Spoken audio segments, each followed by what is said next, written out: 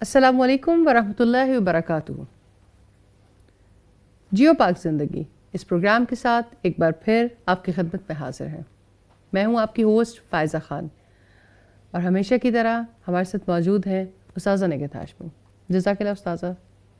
جیو پاک زندگی ایک ایسا خوبصورت سلسلہ ہے جس میں ہم لائف سٹائل مینجمنٹ کو سیکھ رہے ہیں، یعنی زندگی میں ایسے کیا کرنے والے کام ہیں، ایسی کیا سوچیں ہیں، ایسے کیا افکار ہیں، ایسے کیا اعمال ہیں کہ جس کی وجہ سے ہم یقیناً پاک زندگی گزارنے کے قابل ہو جائیں۔ ایک بہت ہی خوبصورت سلسلہ جس میں بہت سے ایسے سوالات کے جوابات ہیں جو ہماری آپ سب کی زندگیوں کی چھوٹی چھوٹی ایسی الجھنیں ہیں جو ہمیں پاک زندگی گزارنے کے راستے کی طرف جانے نہیں دیتی۔ اس پروگرام میں الحمدللہ اللہ رب العزت کی توفیق سے جن سے ہمیں مستفید ہونے کا فائدہ حاصل ہو رہا ہے ان کی یہ ایکسپرٹیز ہیں۔ بیہیویورل سائنسز پہ بہت سا کام، بہت سی تصانیف سامنے آ چکی ہیں کہ جس میں تزکیہ کے حوالے سے، پاک زندگی گزارنے کے حوالے سے، اور اپنے خیالات کو پاک کرنے کے حوالے سے، اپنی عبادات کی کوالٹی کو بہتر کرنے کے لیے، اپنی اعمال کی کوالٹی کو بہتر کرنے کے لیے، اور ذہنی الجھنوں سے نکلنے کے لیے بہت سا ایسا کام جو استاذہ نگہت ہاشمی اب تک کر چکی ہیں۔ بہت سارے ایسے لیکچرز، بہت سارے ایسے سیشنز، بہت ساری ایسی پریزنٹیشنز، بہت ساری ایسی ورکشاپس آج تک لے چکی ہیں جس سے بہت سارے لوگ فائدہ اٹھا چکے ہیں۔ تو میں آپ کی بہت زیادہ مشکور ہوں کہ آپ ہمیں اس طرح سے سکھاتی ہیں جیسے بہت پیار کرنے والی ماں اپنے بچوں کو سکھاتی ہے۔ الحمدللہ، اللہ تعالیٰ ہم سے قبول کرے، آمین۔ اس پروگرام میں جیسے کہ آپ جانتے ہیں کہ ہمارے ساتھ کچھ مہمان بھی شریک گفتگو ہوتے ہیں، اور ہم ہر دفعہ کسی نئے موضوع کے ساتھ آتے ہیں۔ تو میں چاہوں گی کہ میرے مہمان آج اپنا تعارف خود کروائیں۔ میری دائیں جانب موجود ہیں۔ میرا نام سارہ محمود ہے اور میں نے ایم ایس کیا ہے بائیو کیمسٹری میں۔ صحیح۔ السلام علیکم، میرا نام اسکا حنیف ہے اور میں نے ایف ایس سی کی ہے۔ صحیح۔ میرا نام سدرا واجد ہے اور میں میڈیکل لیب ٹیکنالوجسٹ ہوں۔ میرا نام ماہین طاہر ہے اور میں نے بزنس مینجمنٹ میں بیچلرز کیا ہے۔ الحمدللہ۔ یہ تو ہے ہمارے ساتھی جو آج بہت ہی خوبصورت سوالات انشاءاللہ پوچھیں گے، اور آج کا موضوع یقیناً بہت ہی امپورٹنٹ، اور ہم تمام لوگوں کا کہیں نہ کہیں یہ مسئلہ ضرور ہے۔ دنیا کی محبت سے اللہ تعالیٰ کی محبت تک کا سفر، یہ کیسے طے ہوتا ہے؟ دنیا کس کو عزیز نہیں؟ کون دنیا میں جینا نہیں چاہتا؟ کون دنیا میں اعلیٰ مقام نہیں چاہتا؟ کون یہ نہیں چاہتا کہ اسے دائمی زندگی مل جائے؟ کون یہ نہیں چاہتا کہ وہ جیے تو پھر ایسے جیے کہ سب لوگ دیکھیں؟ لیکن کیا دنیا کی محبت رکھنا غلط ہے؟ کیا دنیا کی محبت کرنے والا یا دنیا سے محبت کرنے والے کو اللہ کی محبت نہیں ملتی؟ تو یہی سوالات ہیں جو ہم آج لے کر بیٹھے ہیں، اور دیکھیں گے کہ دنیا کی محبت سے لے کر اللہ تعالیٰ کی محبت تک کا یہ سفر کیسے طے ہوتا ہے۔ استاذہ، میں ہمیشہ جو سوال آپ سے پہلے پوچھتی ہوں، دنیا کی محبت پاک زندگی گزارنے کی راہ میں کوئی رکاوٹ ہے؟ تو فائزہ بات یہ ہے کہ دنیا میں تو ہم رہتے ہیں، دنیا کو برتتے ہیں، نہ دنیا میں رہنے والے کے لیے دنیا کے برتنے سے روکا گیا۔ دنیا میں رہنا، دنیا کا ہو کر رہنا، اس سے اختلاف ہے کہ انسان دنیا کا ہی ہو کے رہ جائے۔ دنیا کا ہو کر رہنے سے کیا مراد ہے؟ مراد یہ کہ دنیا کے لیے انسان جیے اور دنیا کے لیے جیتے جیتے مر جائے۔ انسان کی زندگی کا مقصد اتنا گھٹیا نہیں ہو سکتا۔ دنیا سے تو اسے نفع اٹھانا ہے نا، دنیا کو برتنا بھی ہے، اس سے نفع اٹھانا ہے، لیکن نفع اگلی دنیا کے لیے، آخرت کے لیے دنیا کی اٹھانا زندگی ہے، جو دی گئی ہے وہ اگلی زندگی کی تیاری کے لیے، اگلی زندگی کے لیے دی گئی۔ تو کیا استاذہ پھر ہنسنا بولنا چھوڑ دیں؟ کیا کریں؟ لوگ یہ سوال پوچھتے ہیں، کھانا پینا چھوڑ دیں، اچھا لباس زیبتن کرنا چھوڑ دیں، سوشلائزنگ چھوڑ دیں، کیا کچھ چھوڑنا پڑے گا تو پھر ہی دنیا کی زندگی سے؟ یہ ایک مائنڈ سیٹنگ ہے نا، یہ دل کا عمل ہے. آپ کے دل میں جو کچھ بستا ہے آپ کے سارے اعمال اسی سے متاثر ہوتے ہیں. جب انسان دنیا میں ڈوب جاتا ہے تو دنیا میں ڈوبنے والے کے لیے دنیا کے سوا کچھ اور نہیں ہوتا. وہ دنیا کے لیے کمانا چاہتا ہے, وہ دنیا کے لیے پڑھنا چاہتا ہے, وہ دنیا کے لیے کھانا پینا چاہتا ہے, وہ دنیا ہی میں سب کچھ کر جانا چاہتا ہے کیونکہ اس کے سامنے کوئی ہائر آبجیکٹیو نہیں ہے.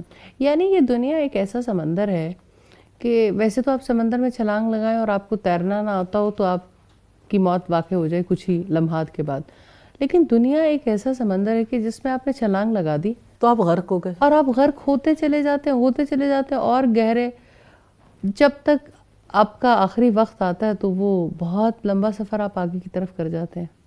نبی صلی اللہ علیہ وسلم نے فرمایا تھا احکم السفینہ, اپنی کشتی مضبوط باندھ لو, فإن البحر عمیق, کہ سمندر بہت گہرا ہے.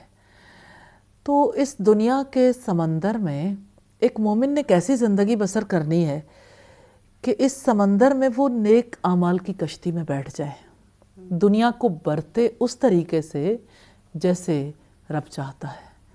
تو دنیا کی کسی نعمت سے روکا نہیں ہے, لیکن دنیا کا ہو کر رہ جانا اور دنیا سے باہر کسی چیز کے بارے میں نہ سوچنا اس سے روکا گیا. کیونکہ جو دنیا کا بیٹا بن جاتا ہے, دنیا کا پجاری بن جاتا ہے, مادیت پرست ہو جاتا ہے, وہ مادے سے باہر کسی اور چیز کے بارے میں امیجن ہی نہیں کرتا. اس لیے اس کے لیے ہر چیز جو دنیا میں ہے اسی کا حصول سب کچھ ہو جاتا ہے. مثال کے طور پر وہ تعلیم حاصل کرتا ہے تو اچھا انسان بننے کے لیے نہیں, لوگوں کو نفع پہنچانے کے لیے نہیں, بلکہ تعلیم کمانے کے لیے. تعلیم کا آبجیکٹیو بھی بدل گیا نا, کیونکہ دنیا ہی سب کچھ ہے. تو جب آپ کے نزدیک ریالٹی بدل جاتی ہے نا تو آپ کے نزدیک تعلیم جو ہے وہ بھی بدل جاتی ہے, اس کے آبجیکٹیوز بدل جاتے ہیں, آپ کے نزدیک ویلیوز بھی بدل جاتی ہیں. تو جو دنیا سے محبت کرتا ہے تو وہ اس بات پر بیلیو کرتا ہے مائٹ از رائٹ, اسے اللہ کی بات رائٹ نہیں لگتی, بلکہ اسے اللہ کی ضرورت ہی فیل نہیں ہوتی. جس حالات میں جیسا ہونا اور جس طرح کے عمل کرنا اور جس طرح کی طریقہ کار اختیار کرنا مناسب ہوتا ہے وہ اس حالات میں ویسے بہہ جاتا ہے. اچھا استاذہ, ایک تو آپ نے کہا کہ دنیا کا بندہ بن کے رہتا ہے, مال کا بندہ بن جاتا ہے, درہم و دینار کا بندہ بن جاتا ہے, لیکن دوسری طرف جو مائنڈ سیٹ سوسائٹی میں ڈیولپ ہوتا ہے, کچھ لوگ دنیا سے ایسے بے رغبتی اختیار کرتے ہیں کہ نہ پھر وہ مال اپنے لیے کمانا چاہتے ہیں نہ اپنے گھر والوں کے لیے کمانا چاہتے ہیں.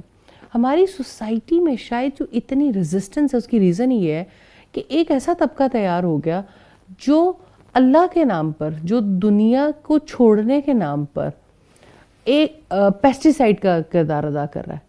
یعنی وہ صرف بیٹھ کے وہ نہ اپنے گھر والوں کی وہ پرورش کرنا چاہتے ہیں جس پہ کفالت کی ذمہ داری اللہ تعالیٰ نے عائد کی ہے, نہ اس طرح سے, مطلب یہ ایک جو مائنڈ سیٹ ہے شاید دنیا والے اس بات سے بھی دین پہ آنے سے گھبراتے ہیں.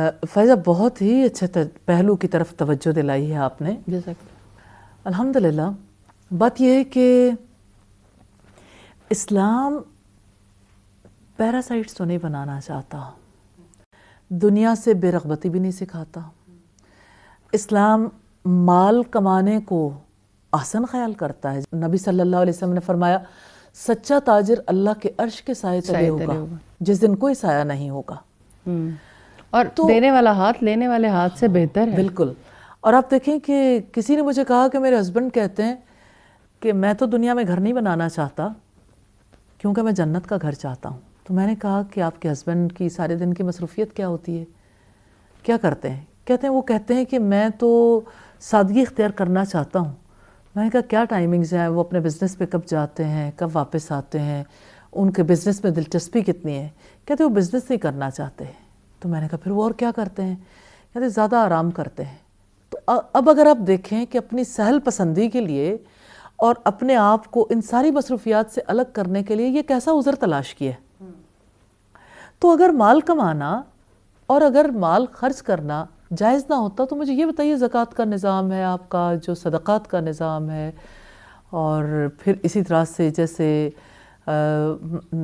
اس کے اوپر جو اجر کی بشارت ہے انفاق فی سبیل اللہ کے لیے, وہ سب کچھ کیسے ہوتا؟ آپ اگر یہ دیکھیں کہ زکوٰۃ کس چیز پر ہے تو آپ کو ایک طرف اگر سونے چاندی کی بات نظر آئے گی، مال تجارت بھی، آپ کے جانوروں پر زکوٰۃ بھی، زمین پر زکوٰۃ بھی، تو کون سی چیز ہے جس کے لیے روکا ہے؟ اصل میں دنیا میں ڈوب جانے سے روکا ہے۔ اللہ تعالیٰ تو یہ چاہتے ہیں کہ رہو دنیا میں، رہو رب کے ہو کر۔ تو یہی دنیا کی محبت سے نکل کر اللہ تعالیٰ کی محبت کی طرف قدم بڑھانا ہے۔ اور رہبانیت، دنیا کو چھوڑ دینا تو اسلام میں نہیں ہے۔ شاید سوسائٹی میں جو ریزسٹنس آئی ہے، مجھے لگتا ہے یہ ایک اتنا اہم پہلو ہے کہ ہر کسی کو دین کی جانب آنے سے اس لیے ڈر لگتا ہے کہ شاید دنیا چھوڑنی پڑ جائے گی، جبکہ شاید دنیا آپ کے پیچھے بھاگتی زیادہ ہے جب آپ دین کا راستہ اختیار کرتے ہیں۔ اچھا استاذہ، ایک اور سوال ہے، میں نے بلکہ اس کے بارے میں وہ جو حدیث ہے کہ جو دنیا کے پیچھے بھاگتا ہے تو دنیا اس کے آگے آگے بھاگتی ہے، اور جو دنیا سے بھاگتا ہے دنیا اس کے پیچھے پیچھے بھاگتی ہے، اور رسول اللہ صلی اللہ علیہ وآلہ وسلم کی بات سچ ہے۔ استاذہ ایک اور سوال، میں نے کسی عالم دین کو ہی کہتے سنا، تسبیح فاطمہ کے حوالے سے وہ حدیث بیان کر رہے تھے، اور انہوں نے اس چیز کی طرف توجہ دلائی کہ کیونکہ اس کا استدلال ہمیں یہ ملتا ہے کہ آپ جب دنیا میں رہ رہے ہیں اور آپ اپنے کام کاج، آپ کو ہر طرح کی ضرورت پڑتی ہے، اور ہر کوئی چاہتا ہے کہ ایک اچھی زندگی گزارے، اور اللہ رب العزت نے جب اس کو مال، اسباب اور ہر چیز کی توفیق دے رکھی ہے تو وہ جیسے بھی چاہے، تو اس میں جو استدلال انہوں نے لیا کہ اس حدیث سے یہ پتہ چلتا ہے کہ ملازم رکھنا کوئی جائز معاملہ نہیں ہے۔ اب یہ اس قسم کے دین سے تو ہر کوئی ڈرتا ہے کہ جب آپ کو اللہ نے مال بھی دیا ہے اور ہر چیز کی سہولت بھی دے رکھی ہے، یہ اس کی نوازش ہے، اس بات کو مانتے ہیں، لیکن آپ دنیا میں ایسے رہیں کہ سب کام اپنے ہاتھ سے کریں افضل ہے۔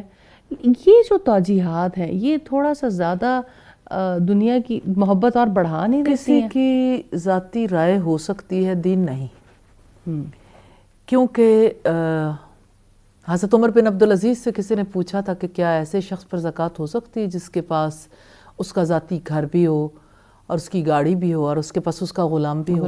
تو انہوں نے کہا یہ تو مسلمان کی بنیادی ضرورت ہیں، اب اس سے آگے بڑھ کر جو ضروریات ہیں ان کے لیے کیا ہوگا نا۔ غلام اور ملازم دونوں فرق چیزیں ہیں۔ ملازم آپ ٹیمپریریلی ہائر کرتے ہو، جبکہ غلام کی زندگی کا تو اس کا مالک بظاہر مالک ہی ہوتا ہے، تو وہ اس کے لیے کما کر بھی لاتا ہے، وہ اس کی مرضی کے مطابق ساری زندگی گزارتا ہے۔ تو بات یہ ہے کہ غلام آزاد کیسے ہوتے اگر غلام رکھنا جائز نہ ہوتا؟ اور جہاں تک اس بات کا تعلق ہے کہ انسان کو اپنے ہاتھ سے کام کرنے چاہیے، تو مجھے یہ بتائیے کہ کسی کو اللہ نے ذہنی صلاحیت زیادہ دی ہے، کسی کو جسمانی قوت زیادہ دی ہے، اور سب کے حالات مختلف رکھے ہیں، تو آپ ایک ایسے فرد سے جس کا نفع پوری دنیا کو ہو سکتا ہے، جس کی وجہ سے سوسائٹی کو اور بہت سے فوائد ہو سکتے ہیں، تو اس سے آپ یہی چاہتے ہیں کہ وہ بالکل یعنی بیسک کاموں میں الجھا رہ جائے، تو یعنی یہ کوئی عقل مندانہ فیصلہ تو نہیں ہے۔ تو سوسائٹی میں جو فرد جس حالت میں جو کام کر سکتا ہے، اس میں دوسروں کی ہیلپ بھی ہے۔ بے شک۔ تو آپ یہ ہے کہ ایک ہی فرد کو کولو کا بیل کیوں بنا کے رکھنا چاہتے ہیں؟ کیوں رکھنا چاہتے ہیں؟ تو اگر آپ کسی کو فیسیلیٹیٹ کر سکتے ہیں تو اس میں کوئی کسی سے کام لینے میں کوئی حرج نہیں ہے۔ رسول اللہ صلی اللہ علیہ وسلم نے آخری وقت تک یہ کیوں ارشاد فرمایا؟ جب خطبہ حجۃ الوداع کے حوالے سے بھی ہم دیکھتے ہیں، پھر اپنے وصال کے موقع پر بھی تمہاری عورتیں تمہارے غلام، ان کے بارے میں اللہ سے ڈرو۔ تو غلام رکھنے سے نہیں روکا، لیکن غلامی کو اسلام نے کو پسند نہیں کیا۔ غلام آزاد کرنے کی بڑی فضیلت ہے، لیکن یہ ہے کہ اگر کوئی یہ سوچتا ہے کہ اسلام میں اس کا جواز نہیں، تو ضرور انہیں اپنے اسلام کی طرف توجہ کرنی چاہیے۔ استاذہ، لیکن ایک شخص ہے جو مطلب دنیا میں رہ کر رب کا رہنا چاہتا ہے، لیکن سوسائٹی اس کو نہیں رہنے دیتی، یعنی اس کے اوپر ایسے آبجیکشنز کہ یہ کیسا دین ہے، دین یعنی مجھے ایسا لگتا ہے کہ لوگوں کے اندر اتنا غلط امیج اسلام کا بن گیا ہے کہ وہ یہ ازیوم کرتے ہیں کہ جہاں آپ دین کے ساتھ جڑے وہیں دنیا کی چیزیں آپ کے ساتھ ختم ہو گئیں۔ تو اس چیز کو کیسے اوور کم کیا جائے؟ یعنی اصل میں بنیادی طور پر دین کی سمجھ نہیں ہے۔ جو اصل دین ہے اس کو سمجھ آنے کے بعد یہ گھٹن خود بخود ختم ہوتی ہے۔ تو بنیادی بات یہ ہے کہ سوسائٹی کے اندر جہالت بہت، اور شاید پہلے اپنے اندر سے ختم ہوتی ہے اور پھر آپ کے اثرات ارد گرد پھیلتے ہیں۔ جی بالکل ظاہر ہے۔ تو اگر یہ تعلیم عام کی جائے تو اس کی وجہ سے لوگوں کے اندر سے یہ گھٹن بھی ختم ہو سکتی، اور یہ وسوسے تو شیطان کی طرف سے ہوتے ہیں کہ وہ یعنی انسان کو اس راستے سے کسی نہ کسی طرح سے ہٹانا چاہتا ہے اور گھٹن پیدا کرتا ہے انسان کے اندر۔ تو پھر قرآن حکیم ہمیں یہ بتاتا ہے کہ اللہ تعالیٰ جس کے لیے چاہتا ہے اسلام کے لیے اس کے سینے کو کھول دیتا ہے، اور یہ اللہ کی رحمت ہے، جس کے لیے اسلام کا معاملہ آسان ہو جاتا ہے۔ تو اس لیے اللہ سے خیر طلب کرنی چاہیے ایسے افراد کے لیے، اور ایک داعی کو اور داعیہ کو یہ چاہیے کہ جن کو وہ اسلام کی دعوت دیتا ہے ان کے حق میں وہ دعا بھی کرے کہ اللہ تعالیٰ ان کے دل کو اسلام کے لیے کھول دے۔ اور جہاں تک اس بات کا تعلق ہے کہ دنیا چھوٹ جائے گی، تو اللہ تعالیٰ کی رحمتیں، برکتیں اور یہ دنیا کے اسباب ہیں تو ایمان والوں کے لیے، اور اگر اللہ تعالیٰ نے دنیا میں یہ سب کو دے رکھی ہیں جو انکار کرنے والے ہیں، تو یہ اس کی وسعت ظرفی ہے جس کی وجہ سے اس نے سب کو دے رکھی ہیں۔ تو دنیا کے استعمال سے تو کسی نے نہیں روکا۔ جس صحابی نے یہ کہا تھا کہ میں یہ چاہتا ہوں کہ اچھا لباس پہنوں، اچھی جوتی پہنوں، کیا یہ بھی تکبر میں؟ تو آپ نے فرمایا تکبر تو حق سے دوری ہے، حق کو نہ پہچاننا ہے۔ تو حق کے مقابلے میں ہوتا ہے نا تکبر۔ تو کوئی اچھا کپڑا پہننا چاہتا ہے یا اچھا جوتا پہننا چاہتا ہے تو اس پر جو اطراحت ہے، ظاہر ہے یہ تو اسی شخص کو ہو سکتی ہے کہ جو اللہ تعالیٰ کی ذات کی بڑائی کو تسلیم نہیں کرتا اور اپنی ذات کو بڑا سمجھتا ہے۔ یہ تو انا پرستی کا دین ہے نا۔ ہم انشاءاللہ بات یہیں سے دوبارہ شروع کریں گے، یہاں پر ایک مختصر سا وقفہ لیں گے، وقفے کے بعد دوبارہ حاضر ہوتے ہیں۔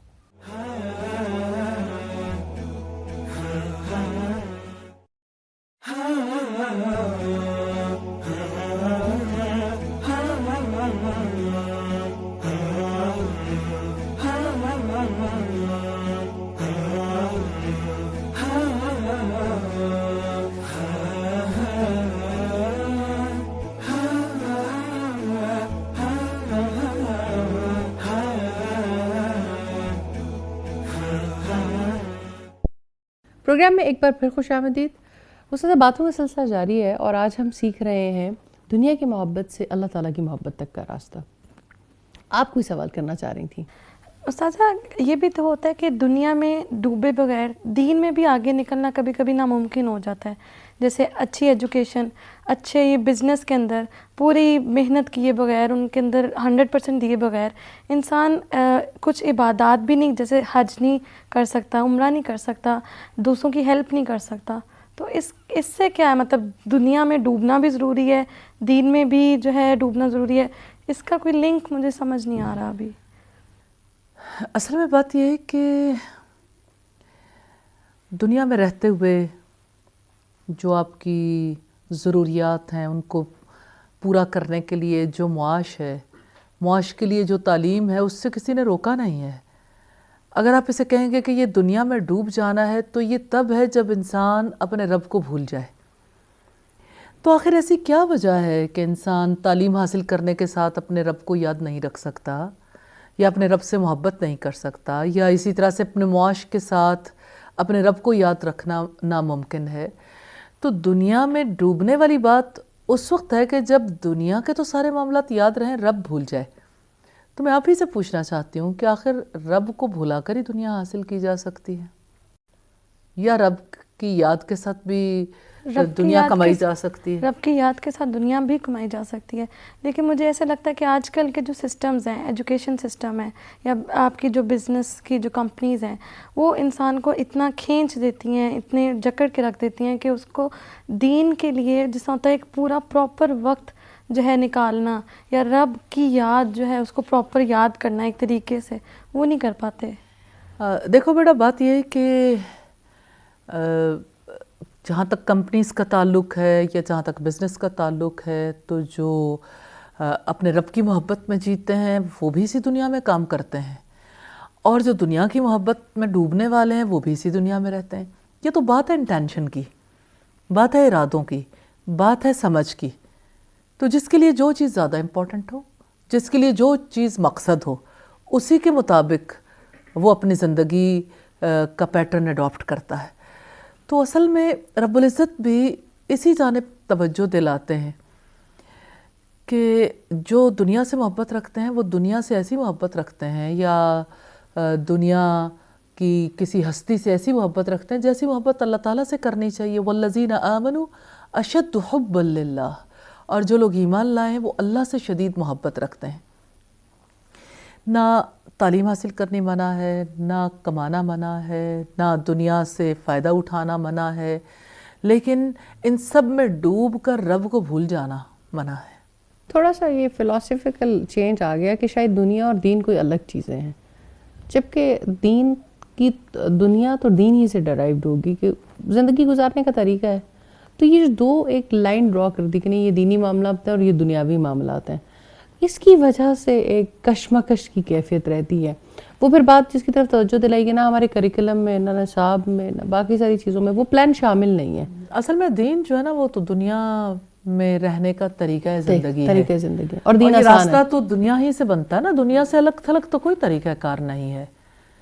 تو اس لحاظ سے کوئی دین ایسے اصول ضابطے تھوڑی دیتا ہے کہ جس میں آپ نے دنیا کو ترک کر کے پھر دین کو اختیار کرنا ہے۔ جی اصل بات تو یہ ہے، جو فوکس کرنے کا پوائنٹ ہے وہ تو یہ ہے کہ نہ اللہ تعالیٰ نے کسی چیز سے برتنے سے روکا ہے، لیکن ہاں مال کی ہوس، یعنی ایک پلاٹ بنانے کے بعد 100 پلاٹ، 100 بھی ہوں، 1000 بھی ہوں، اللہ رب العزت نے اتنا پیارا نظام دیا ہے، آپ زکوٰۃ ادا کریں، آپ اپنا مال یتامہ میں، مساکین میں، غریبوں میں تقسیم کریں، رشتہ داروں کے حقوق ادا کریں۔ اس صورت اگر تمام حقوق ادا کر رہا ہو انسان لیکن حلال طریقے سے لیکن حلال طریقے سے کمائے ہوئے مال سے، اور جتنی مرضی اللہ تعالیٰ اس کو دنیا کی وسعت دے دے، اس میں کوئی حرج کی بات تو نہیں ہے۔ استاذہ، کیا ایک دل میں اللہ کی محبت اور دنیا کی محبت اکٹھے دونوں ساتھ رہ سکتے ہیں؟ بات یہ ہے کہ ایسا نہیں ہوتا کہ دو چیزیں ایک برابر کی ہوں، یا دنیا کی محبت بڑی بھی ہوگی یا اللہ کی محبت بڑی ہوگی۔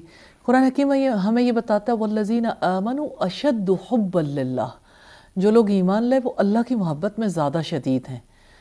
تو جو ایمان لاتے ہیں، جو اللہ تعالیٰ سے محبت رکھتے ہیں، ایسا تو نہیں ہوتا کہ ان کی دنیا سے محبت ختم ہو جاتی ہے یا وہ دنیا کو برتتے نہیں ہیں۔ زندگی سے جو محبت ہے، زندگی سے جو پیار ہے، اسلام اس سے روکتا نہیں ہے۔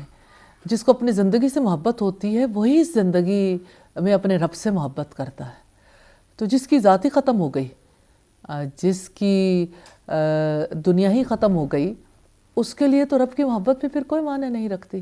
اصل میں جیسے ہم کمپیوٹرز میں سم ٹائم فولڈرز بناتے ہیں تو آپ کو ایک پیرنٹ فولڈر کے نیچے بہت سارے سب فولڈرز رکھنے پڑتے ہیں، تو یہ بھی ایک ایسی سلسلہ ہے کہ اللہ کی محبت کے فولڈر کے نیچے جتنی مرضی محبت رکھ لیں، دنیا سے محبت رکھ لیں، رشتہ داروں سے محبت رکھ لیں، ایک امبریلا ہے نا، ایک امبریلا ہے، اس کے انڈر آ گیا سب کچھ، تو اس میں کوئی حرج کی بات نہیں۔ ایمان والوں کے لیے تو مال بھی بہت اچھا ہے، اس لیے کہ اس مال کو وہ اللہ کی مرضی کے مطابق کماتے ہیں تو اجر پاتے ہیں، خرچ کرتے ہیں تو اجر پاتے ہیں۔ اپنے گھر والوں پہ کریں، بیوی بچوں پہ کریں، رشتہ داروں پہ کریں یا حقداروں پہ کریں، مال تو اجر سمیٹنے کا ذریعہ بن جاتا ہے نا، الحمدللہ۔ جیسے رسول اللہ صلی اللہ علیہ وسلم کے پاس مال والے آئے اور انہوں نے آپ صلی اللہ علیہ وسلم سے جب نیکی کے اعمال پوچھے اور آپ نے انہیں اذکار بتائے، تو مال والوں نے بھی اذکار کیے اور ان لوگوں نے بھی کیے جو غربا تھے۔ تو غربا آپ کے پاس شکایت لے کے آئے کہ آپ نے ہمیں تو بتایا تھا کہ مال والے تو مال خرچ کرتے ہیں، انہوں نے یہ بات کہی تھی کہ مال والے تو مال خرچ کرتے ہیں، آپ ہمیں کوئی ایسا طریقہ کار بتائیں جس کی وجہ سے ہم یعنی زیادہ افضل کام کرنے کے قابل ہو جائیں۔ آپ صلی اللہ علیہ وسلم نے جس وقت انہیں وہ طریقہ کار بتایا تو مال والوں نے بھی اسی طرح سے یعنی اذکار کیے۔ تو پھر جب وہ شکوہ لے کر آئے کہ یہ کام تو انہوں نے بھی کر لیا، تو آپ نے فرمایا جس پہ اللہ تعالیٰ فضل کر دے، یعنی یہ تو اللہ کا فضل ہے نا، جو سمیٹنا چاہے گا اسی کو ملے گا۔ استاذہ، دنیا کی محبت کی کتنی لمٹ ہونی چاہیے کہ دنیا کے کام بھی چلتے رہیں اور اللہ تعالیٰ کی محبت بھی متاثر نہ ہو؟ وہ آپ نے حضرت سلیمان علیہ السلام کا واقعہ پڑھا ہوگا، جس میں وہ کہتے ہیں کہ میں نے مال کی محبت اللہ کی محبت کے لیے اختیار کی ہے۔ تو مال کی محبت اللہ کی محبت کے لیے ایسے اختیار کی جاتی ہے کہ اللہ کی راہ میں مال لگایا جاتا ہے، اور اللہ کے دین کی سربلندی کے لیے اور اپنی ضروریات کے لیے بھی، الحمدللہ۔ تو اس کی کوئی لمٹ تو نہیں ہے کہ آپ اس کے لیے کوئی ہارڈ لائن ڈرا کر سکیں یا فائن لائن ڈرا کر سکیں کہ یہاں تک تو اللہ کی محبت ملے گی، اس سے آگے جو ہے وہ محبت اللہ کی محبت میں فرق آئے۔ ہاں یہ ہے کہ آپ کہ اتنے مال تک تو آپ کما سکتے ہیں، کوئی لمٹ نہیں ہے۔ ہاں یہ ہے کہ اللہ تعالیٰ کی محبت سے کوئی محبت بڑھنے نہ پائے، اور ہر انٹرسٹ اور ہر محبت کا تعلق اللہ تعالیٰ کی محبت سے جا جوڑے۔ جیسے جو اللہ تعالیٰ کی اس سے محبت رکھتے ہیں کیا وہ رشتہ داروں سے محبت نہیں کر سکتے؟ نہیں، ان کی محبت کے انداز بدل جاتے ہیں. جیسے عام طور پر بھی کوئی اپنے والدین سے محبت کرتا ہے اور ان کی خدمت کرتا ہے، لیکن اس کا دل یہ نہیں چاہتا کہ وہ اللہ کی خوشی کی خاطر کرے، اسے سینس نہیں ہے یا جو بھی اس کی ریزن ہو. تو جب آپ اللہ تعالیٰ کی محبت کی وجہ سے والدین کی خدمت اور والدین کی اطاعت نہیں کرتے تو اس پر کوئی اجر نہیں پاتے، کیونکہ وہ تو یا تو آپ کے دل کی مرضی ہے یا آپ کی والدین سے محبت ہے، تو آپ نے اپنی محبت کی وجہ سے اسے اختیار کیا. جبکہ ہمارا دین ہمیں یہ بتاتا ہے کہ جو کچھ بھی کیا جائے وہ اللہ کی محبت میں، اللہ کی خوشی میں کیا جائے. نبی صلی اللہ علیہ وسلم نے فرمایا تھا والحب اساسی، کہ اللہ کی محبت تو میری بنیاد ہے. تو اصلاً یہ فاؤنڈیشن ہے جس پر ہماری زندگی کی عمارت کی تعمیر ہوتی ہے. یعنی اس محبت کے ساتھ آپ جتنا بھی سفر کرو، تو اصل بات یہی ہے، اسی بنیاد پر زندگی گزرنی چاہیے. اب جیسے دیکھیے شوہر بیوی کا ایک تعلق ہے، اور اس تعلق میں نارملی بیویاں اپنے شوہروں کو خوش کرنا چاہتی ہیں تاکہ ان کی محبت حاصل کر سکیں. بیوی کے ہاتھ ہی میں نہیں ہے، شوہر کے پاس بھی کوئی ایسا طریقہ کار نہیں ہے جس کی وجہ سے وہ بیوی کی محبت حاصل کر سکے جب تک کہ اللہ تعالیٰ وہ محبت نہ دے. اور اس کی دلیل سورہ الفرقان کی یہ آیت ہے اور یہ دعا ہے، ربنا حب لنا من ازواجنا، کہ اللہ پاک ہی دلوں کے اندر محبت ڈالنے والا ہے. کیا ہے ہمارے رب ہمارے رشتہ ازدواج میں محبت پیدا کر دے. تو ایک مومن جانتا ہے کہ میرے لیے موسٹ امپورٹنٹ چیز اللہ کی ذات ہے، اللہ کی محبت سب سے بڑھ کر. اللہ تعالیٰ کی اتنی محبت جو ٹھنڈے پانی سے بڑھ کر، اور جو اپنی اولاد سے بڑھ کر، جو اپنے مال سے بڑھ کر، اور جو دنیا کی ہر چیز سے بڑھ کر، ہر رشتے سے بڑھ کر ہو، وہی محبت قابل قبول ہے. سورہ التوبہ میں رب العزت فرماتے ہیں ان کان آباؤکم وابناؤکم واخوانکم وازواجکم وعشیرتکم واموال اقترفتموها وتجارة تخشون کسادها ومساکن ترضونها احب الیکم من اللہ ورسولہ وجہاد فی سبیلہ فتربصوا حتی یأتی اللہ بامرہ. کہہ دو کہ اگر تمہارے باپ، تمہارے بیٹے، تمہارے بھائی، تمہاری بیویاں، تمہارے کنبے قبیلے کے لوگ، تمہارے وہ مال جو تم نے کمائے ہیں، اور تمہاری وہ تجارت جس کے مان پڑ جانے کا تمہیں ڈر ہے، اور تمہارے وہ گھر جو تمہیں بے حد عزیز ہیں، اگر اللہ تعالیٰ سے، اگر تمہیں یہ سب کچھ اللہ تعالیٰ سے زیادہ عزیز ہے اور اس کے رسول سے اور اس کے راستے میں جہاد سے، تو انتظار کرو کہ کب اللہ تعالیٰ اپنے عذاب کا حکم لے کر آتا ہے. تو اصلاً ہمیں اللہ تعالیٰ سے زیادہ کسی کو ترجیح دینے کی اجازت نہیں ہے. پرائرٹیز میں ٹاپ پرائرٹی پہ اللہ تعالیٰ کی ذات. اگر یہ معاملہ سیدھا ہو جائے تو زندگی کے تمام معاملے سیدھے ہو جائیں. اور پھر جتنے بھی ہم جیو پاک زندگی کے سلسلے میں دیکھ رہے ہیں، جو چیزیں انسان کو درست رکھنے میں مدد دیتی ہیں، اگر یہ دل کی عبادات ہے نا، دل کی عبادات. تو محبت جو ہے نا، حب الہی، یہ تو دل کی عبادت ہے. جیسے آپ اپنے اعضاء سے عبادت کرتے ہیں، ایسے آپ کا دل عبادت کرتا ہے جس وقت آپ اپنے رب سے محبت کرتے ہو. اور نبی صلی اللہ علیہ وسلم نے تو اس محبت کے لیے دعا کی، اللہم انی اسألک حبک، اے اللہ میں تجھ سے تیری محبت کا سوال کرتا ہوں، وحب من یحبک، اور اس کی محبت کا جو آپ سے محبت کرے، وحب عمل یقربنی الی حبک، اور اس عمل کی محبت کا جو مجھے آپ کی محبت کے قریب کر دے. بے شک. تو کتنی پیاری بات ہے. جزاک اللہ استاذہ. یہاں ایک مختصر سا وقفہ لیتے ہیں اور اللہ کی محبت پہ بات چیت کا سلسلہ جاری رہے گا ایک چھوٹی سی بریک کے بعد.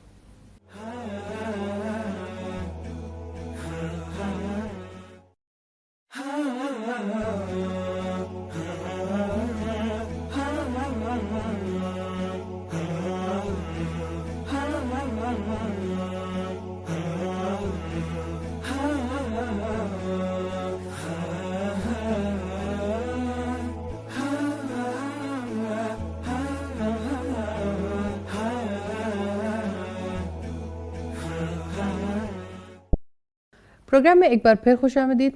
استاذہ بات ہو رہی ہے دنیا کی محبت سے لے کر اللہ تعالیٰ کی محبت تک کے سفر کی. اللہ کریم ہے، وہ رحمان ہے. بندے کو یہ بات سمجھنا اتنی مشکل کیوں ہو جاتی ہے؟ اور جب انسان اللہ سے محبت کرنے لگ جاتا ہے تو پھر اس کے طور اتوار کیسے ہوتے ہیں؟ یعنی اللہ سے محبت کرنے والا انسان دیکھنے میں کیسا لگتا ہے، سوچ میں کیسا ہوتا ہے، وہ کیسا انسان ہوتا ہے؟ دو باتیں ہیں.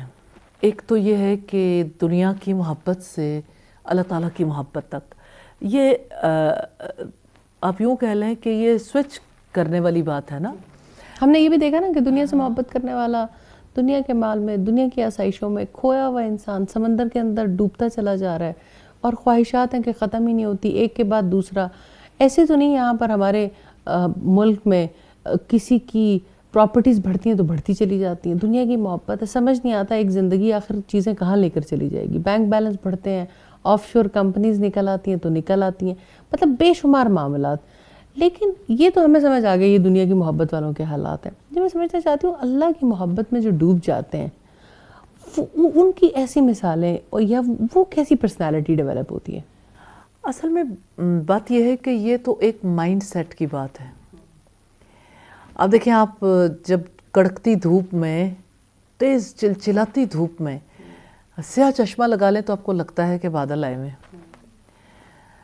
اسی طرح سے جو انسان اللہ تعالیٰ سے محبت کرتا ہے وہ ہر چیز کو اللہ کی محبت کی نگاہ سے ہی دیکھتا ہے، اور جو چیز اللہ تعالیٰ کو پسند ہوتی ہے اس کو وہ اختیار کر لیتا ہے، اور جو اسے ناپسند ہوتی ہے وہ اسے ترک کر دیتا ہے. علم کی ضرورت تو اپنی جگہ پر ہے. تو اللہ تعالیٰ کی محبت میں سب سے بڑی جو چینج آتی ہے نا، انسان کی پسند ناپسند بدل جاتی. وہ اپنی ذات کی طرف نہیں دیکھتا، وہ اپنے رب کی طرف دیکھتا ہے. اور دوسری بات یہ ہے کہ وہ اپنی خوشی میں نہیں جیتا، وہ اللہ تعالیٰ کی خوشی کو ہی اپنی خوشی بنا لیتا ہے. اور تیسری چیز یہ ہے کہ وہ خود پسندی سے نکل آتا ہے، یعنی تکبر سے، خود پسندی سے نکل کر وہ اللہ کی رضا، اللہ کی خوشی میں جینا چاہتا ہے اور جیتا ہے. تو اس کی زندگی میں سب سے بڑی بات اللہ کی رضا، اللہ کی محبت، اور اللہ کی محبت کی وجہ سے اللہ تعالیٰ کی پسند ہو جاتی ہے. لیکن آپ ہمیشہ ایک بات سمجھاتی ہیں کہ جو خود سے محبت نہیں کرتا وہ اللہ سے بھی محبت نہیں کرتا. تو پھر وہ کیسی محبت ہوتی ہے جو خود سے کی جاتی ہے؟ بات یہ ہے کہ خود سے محبت کے کچھ تقاضے ہیں نا، جہاں سے پتہ چلتا ہے کہ وہ اصلی محبت کیا ہے.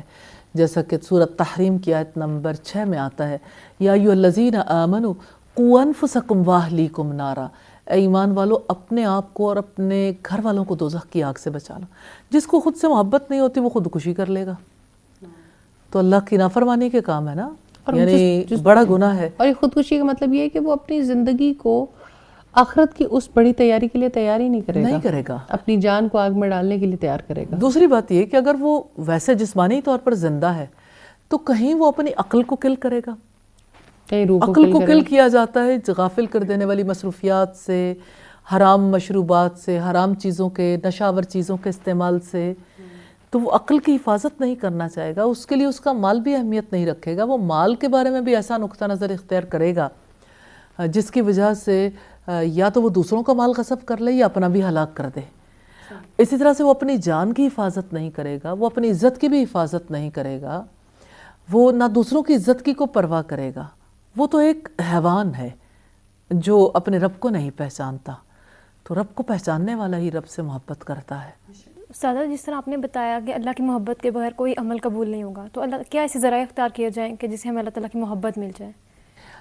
بات یہ ہے کہ اللہ تعالیٰ کی محبت واجب ہے، اور جو چیز واجب ہوتی ہے اس کو ادا کرنا ہمارے لیے، یا اس کام اور ناخوشی دونوں میں ہر حال میں وہ کام تو کرنا ہی ہے.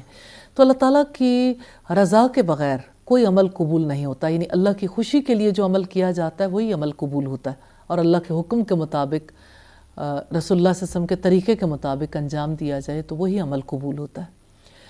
تو بات یہ ہے کہ اللہ کی محبت کے لیے پھر کوشش کرنے کی ضرورت ہے کہ اللہ تعالیٰ سے محبت کی جائے.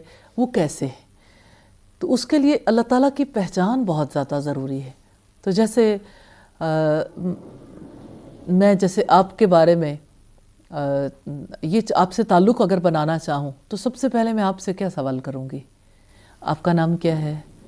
آپ کہاں سے تعلق رکھتے ہو؟ آپ کیا کرتے ہو؟ آپ کو کیا اچھا لگتا ہے؟ آپ کو کیا برا لگتا ہے؟ آپ کو رنگ کون سے اچھے لگتے ہیں، آپ کو لوگ کیسے اچھے لگتے ہیں، وغیرہ وغیرہ. تو یہ سارے سوالات ایسے ہیں جو یعنی معرفت سے، کسی کی تعارف سے متعلق ہیں. تو اللہ تعالیٰ کو بھی جب لوگ پہچانتے ہیں تو اس کے اسماء و صفات سے، کہ اللہ تعالیٰ کی صفات کے ذریعے، کیونکہ اس کے وجود کا ہم ادراک نہیں کر سکتے. جیسا کہ اس کے ہاتھ کا ہمیں پتہ چلتا ہے، اس کے چہرے کا، اس کی پنڈلی کا، ہم اس پر ایمان رکھتے ہیں، لیکن اصل چیز جس کی وجہ سے تعلق قائم ہوتا ہے وہ اس کی صفات ہے. تو اللہ تعالیٰ کے اسماء و صفات کو سیکھنے کی بہت سخت ضرورت ہے، اور اللہ تعالیٰ کی پسند ناپسند کو، کیونکہ جن کاموں کو وہ پسند کرتا ہے ان کاموں سے وہ راضی ہو جاتا ہے، اور جن کاموں کو وہ ناپسند کرتا ہے ان سے وہ ناراض ہو جاتا ہے. اور محبت کرنے والا تو ہمیشہ ناراضگی سے بچنا چاہتا ہے اور اس کی رضا میں خوش رہنا چاہتا ہے. تو اللہ تعالیٰ سے محبت کے لیے ضروری ہے کہ اس کے کلام سے محبت کی جائے، اس کے رسولوں سے محبت کی جائے. اور جیسا کہ رب العزت نے فرمایا سورہ آل عمران میں، قُلْ إِن كُنتُمْ تُحِبُّونَ اللَّهَ فَاتَّبِعُونِي يُحْبِبْكُمُ اللَّهُ. کہہ دو کہ اگر تم اللہ تعالیٰ سے محبت کرتے ہو تو میری پیروی کرو، اللہ تعالیٰ تم سے محبت کرے گا. وَيَغْفِرْ لَكُمْ ذُنُوبَكُمْ، اور تمہارے لیے تمہارے گناہ معاف کر دے گا. تو اللہ کی محبت تو بہت بڑی چیز ہے، اور یہ محبت ایسی ہے جس کی وجہ سے ایک انسان کا عمل دوسرے انسان سے اور اس عمل کا درجہ باقی اعمال سے بلند ہو جاتا ہے جو اللہ کی خوشی کی خاطر انجام دیے جاتے ہیں. الحمدللہ. استاذہ، کیا اس محبت میں کمی بیشی بھی ہوتی ہے؟ یعنی جیسے میں کبھی محسوس کرتی ہوں کہ بہت زیادہ کبھی یہ محبت ہوتی ہے، اور کبھی اس میں تھوڑی سی کمی بھی آ جاتی ہے، اور جس وقت کمی آتی ہے اس وقت کسی رشتے کی محبت زیادہ ہو جاتی ہے، یا کوئی دنیاوی سبب اس کی وجہ بن جاتا ہے. ہمیشہ ایسا ہی ہوتا ہے کہ جیسے اگر ایک چیز میں کمی آ رہی ہے تو کہیں اور اضافہ ہو رہا ہوتا ہے. جیسے ایمان گھٹتا بڑھتا ہے نا، امام بخاری نے اپنے صحیح میں باب باندھا الایمان یزید و ینقص، ایمان گھٹتا بھی ہے اور بڑھتا بھی ہے. تو محبت کا درجہ بھی ایک جیسا نہیں رہتا، محبت بھی اس میں بھی فرق آتا رہتا ہے. جیسے آپ یہ دیکھیے کہ حضرت حنظلہ والی حدیث میں ہمیں ملتا ہے، جب وہ حضرت ابوبکر کے پاس گئے اور انہوں نے کہا نافق حنظلہ، نافق حنظلہ، نافق حنظلہ، حنظلہ منافق ہو گیا، حنظلہ منافق ہو گیا، حنظلہ منافق ہو گیا. حضرت ابوبکر صدیق نے پوچھا کہ کیا ہوا؟ تو انہوں نے یہ جواب دیا تھا کہ جو میری کیفیت رسول اللہ کی مجالس میں ہوتی ہے وہ اس وقت نہیں ہوتی جب میں اپنے گھر بار میں جاتا ہوں، اپنے بیوی بچوں کے درمیان ہوتا ہوں.